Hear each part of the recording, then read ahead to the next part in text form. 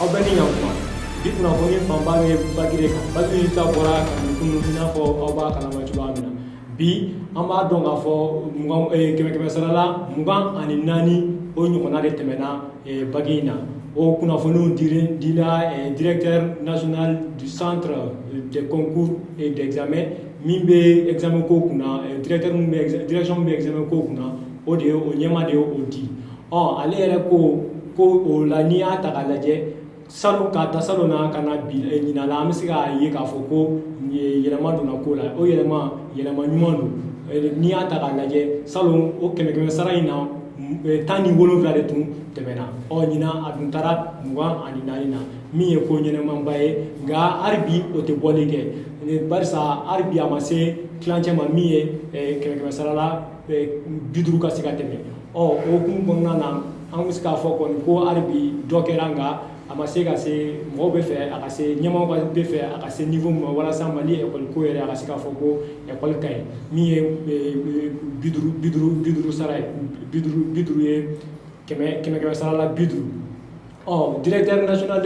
des centres national de concours et d'examen ale kɔni hakilina t'a la ko u ka se ka hali bi yɛlɛma kan ka kɛ ko la walasa an ka se ka se 50 la cogoya min na ale kɔni y'a ɲɛfɔli a ka ɲɛfɔliw la a ko an bɛ se ka nin examen in an bɛ se k'a lajɛ ko fɛn 2 de falenna min y'a to an sera ka dɔɔnin kɔni sɔrɔ ka yɛlɛ sanfɛ o fɛn 2 ye min ye fɔlɔ salon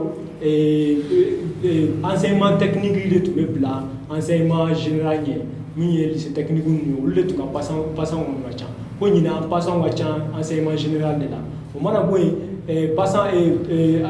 titulaire minnu yɛrɛ donna école la n'olu bɛ candidat régulier ye olu fana ka passant cayara ɲinan ka tɛmɛ candidat libre kan salon olu ka taux tun ka bon ni candidat régulier ye o changement 2 de y'a to ko an sera ka yɛlɛ sanfɛ ɲinan dɔɔnin kɔni olu dɔw de kan ka yɛlɛma hali bi walasa ko yɛlɛma ka se ka sɔrɔ ko la an ka se ka se an bɛ fɛ an ka se niveau min na o yɛrɛ tɛmɛnen ka bɔ yen magistrat ka grève ko an bɛna segin o fana kan parce que ko wɛrɛw donna ko kuma wɛrɛw nana ko la min ye ministre yɛrɛ bɔra ka ɲɛfɔli kɛ juge minnu bɛ grève u tun bɛ grève la semaine tɛmɛnen mercredi fo ka taa se vendredi ma o juge ka gɛlɛyaw la ale yɛrɛ sɔnna k'a fɔ ko gɛlɛyaw kɔni bɛ juge kan k'ale yɛrɛ ye juge ka avocat fɔlɔ ye nka a yɛrɛ y'a fɔ ko problème caman bɛ yen min ye juge ka corruption ye mɔgɔ caman b'a da juge dɔrɔn kunna nka an bɛ se k'a fɔ ko juge dɔrɔn tɛ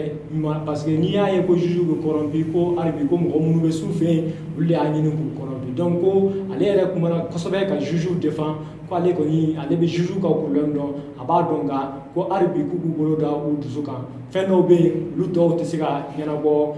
kɛlɛ la u tɛ se ka ɲɛnabɔ fɛn wɛrɛ la sinon k'ale kɔni bɛ yen ni problème fɛn o fɛn bɛ juge kan k'ale kɔni